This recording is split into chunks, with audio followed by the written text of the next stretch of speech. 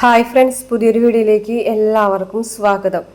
അങ്ങനെ രാജീവിൻ്റെ നിർദ്ദേശപ്രകാരമാണ് വൈജയന്തിയുടെ അടുത്തേക്ക് മനു വരുന്നത്. മനു എന്തെങ്കിലും ഒരു പരിഹാരത്തിൽ ഉണ്ടാക്കാൻ പറ്റും എന്നുള്ളൊരു പ്രതീക്ഷയിലാണ് വരുന്നത്. മനു വന്നത് ഒട്ടും തന്നെ വൈജയന്തിക്ക് ഇഷ്ടപ്പെട്ടിട്ടില്ല. കാരണം മനു അലീനയുടെ പക്ഷത്താണ് എന്നുള്ള കാര്യം വൈജയന്തിക്ക് നന്നായിട്ട് അറിയാം.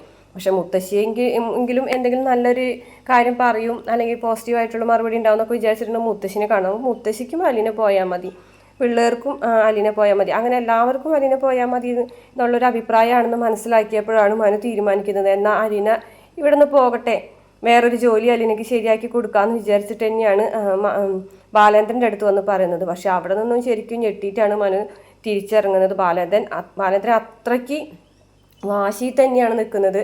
ഒരു തരത്തിലും അലീനനെ പറഞ്ഞയക്കില്ല എന്ന്. അപ്പം മനു പറഞ്ഞു നോക്കുന്നുണ്ട്, ഒരു തൽക്കാലത്തേക്കെങ്കിലും, ഒരു 2-3 ദിവസത്തേക്കെങ്കിലും അലീനെ ഇവിടെ നിന്ന് മാറ്റാൻ പറ്റുമോ എന്ന് ചോദിക്കുമ്പോൾ ബാലേന്ദ്രൻ ഒറ്റ വാക്കേ ഉള്ളൂ, അതിൽ നിന്ന് ബാലേന്ദ്രൻ പിന്മാറൂല എന്ന് തന്നെ പറയുകയാണ്. അപ്പം ഇനി ബാലേന്ദ്രനോട് പറഞ്ഞിട്ടൊരു കാര്യമില്ല, അപ്പോൾ ബാലേന്ദ്രൻ തീരുമാനിച്ചിരിക്കുന്നത് തന്നെ നടക്കുള്ളൂ എന്നും പറഞ്ഞിട്ട് തിരിച്ചിറങ്ങാണ് കേട്ടോ, വിഷമത്തോടു കൂടിയിട്ട്.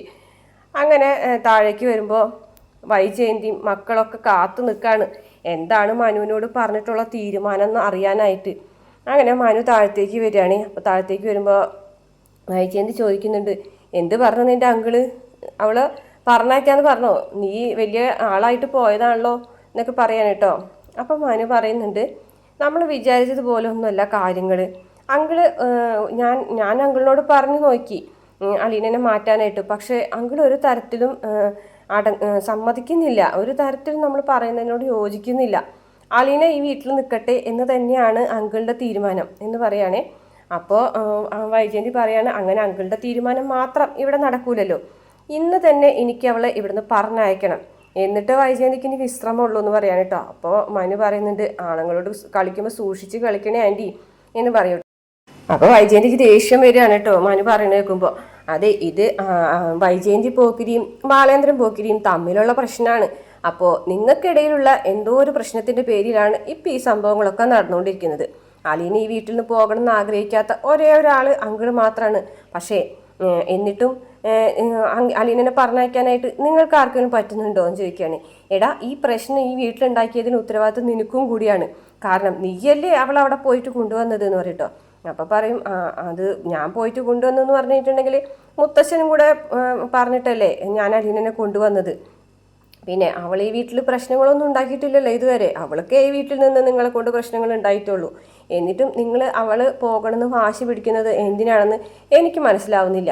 എങ്കിലും ഞാൻ നിങ്ങളുടെ ഇഷ്ടപ്രകാരമാണ് അവളിവിടെ നിന്ന് പറഞ്ഞയക്കാനായിട്ട് തീരുമാനിച്ചത്. പക്ഷേ അതിന് അങ്കിൾ സമ്മതിക്കുന്നില്ല. ഇത് അങ്കിളുടെ വീടല്ലേ, അപ്പോൾ പിന്നെ അങ്കിൾ പറഞ്ഞതല്ലേ ഇവിടെ നിലനിൽക്കുള്ളൂ, അങ്കിളുടെ വാക്കല്ലേ ഇവിടെ എല്ലാവരും കേൾക്കേണ്ടത് എന്നൊക്കെ പറയാൻ കേട്ടോ.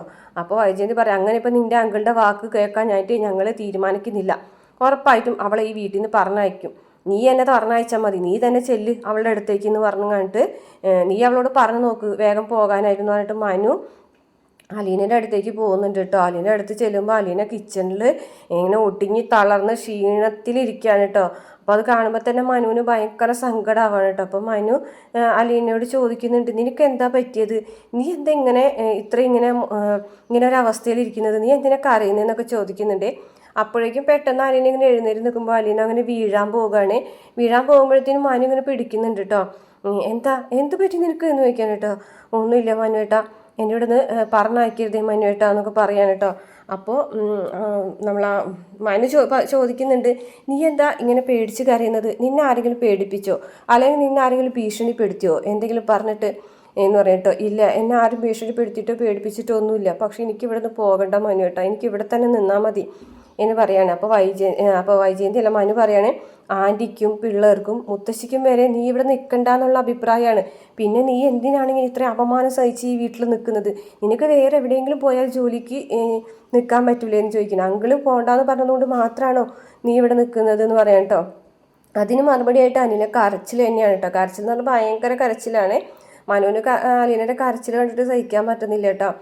അപ്പോൾ മനു പറയുന്നുണ്ട്, സാറില്ല, നീ കരയാതിരിക്കി, അങ്കിളിനെ കണ്ട് ഞാൻ സംസാരിച്ചു, പക്ഷെ അങ്കിളും നീ പോകണ്ടെന്നുള്ളതാണ് പറഞ്ഞത്. അങ്കിളിന് മാത്രമേ നീ വീട്ടിൽ പോകണ്ടെന്ന് ഉള്ളൊരു തീരുമാനമുള്ളൂ, പക്ഷെ മറ്റുള്ളവർക്കൊക്കെ നീ വീട്ടിൽ നിന്ന് പോകണം എന്നാണെന്ന് പറയട്ടോ.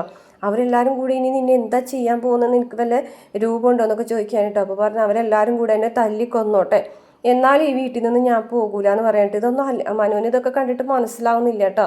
മനുവിന് ആകെ സങ്കടത്തോടുകൂടി മനു തിരിച്ചു പോവുകയാണ്.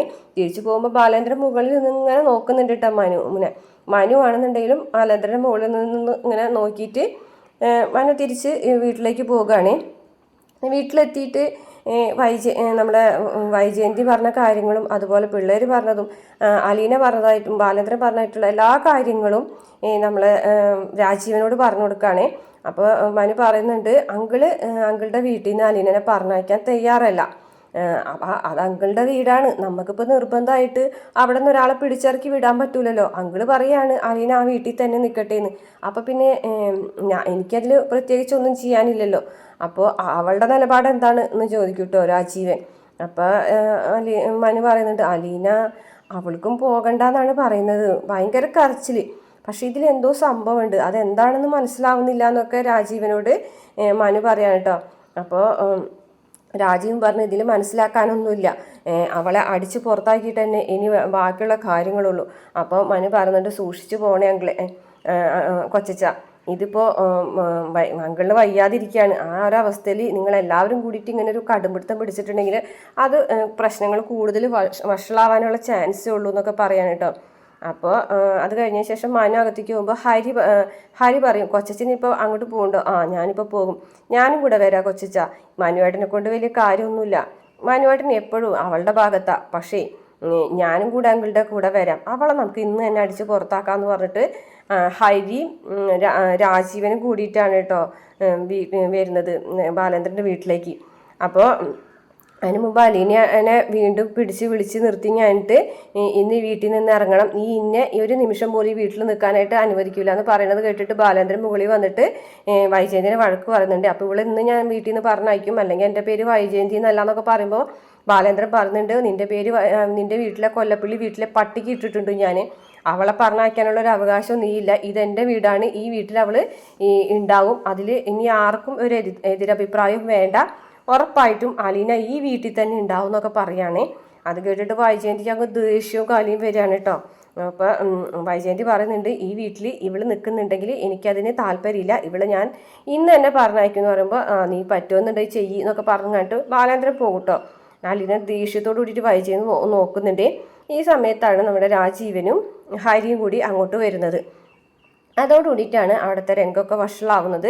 അപ്പോൾ പല രീതിയിൽ രാജീവൻ പറഞ്ഞു നോക്കുന്നുണ്ട് അലീനോട്, നീ ഇവിടുന്ന് പൊക്കോ, ഇപ്പോൾ ബാലേന്ദ്രൻ ഇപ്പം അങ്ങനെ നിന്നോട് പോകണ്ടെന്ന് പറഞ്ഞു വിചാരിച്ചിട്ട് നീ പോയി കഴിഞ്ഞാൽ ബാലേന്ദ്രൻ ഇപ്പം നിൻ്റെ പിന്നിൽ കൂടെ ഒന്നും വരാൻ പോകുന്നില്ല, നീ എന്തായാലും പോയിക്കോളാനൊക്കെ പറയുന്നുണ്ട് കേട്ടോ. അപ്പോൾ അലീന കരഞ്ഞുകൊണ്ട് അയാളുടെ കാല് പിടിക്കുന്നത് പോലെ പറയുകയാണ് എനിക്കിവിടുന്ന് പോകാൻ പറ്റൂല, ദയവേത് എന്നെ ഇവിടുന്ന് പറഞ്ഞയക്കരുത്, ഞാൻ ഇവിടുത്തെ ജോലികളൊക്കെ ചെയ്തോളാം, ആർക്കും ഒരു ബുദ്ധിമുട്ടും ഉണ്ടാക്കൂല എന്നൊക്കെ പറയുമ്പോൾ വൈജയന്തി പറയുകയാണ് നീൻ്റെ ഒരു ജോലിയും വേണ്ട, നിൻ്റെ ഒരു കൂലിയും വേണ്ട, ഈ വീട്ടിൽ ഇനി നീ നിൽക്കാൻ പറ്റില്ല എന്ന് പറഞ്ഞിട്ട് ആകെ അങ്ങോട്ട് ദേഷ്യപ്പെടുകയാണ്. അങ്ങനെയാണ് വൈജയന്തിയും അതുപോലെ തന്നെ ബബിതയും പിന്നെ നമ്മുടെ ഹരിയും കൂടിയിട്ട് പിടിച്ച് വലിച്ചു കൊണ്ടുപോവുകയാണ്.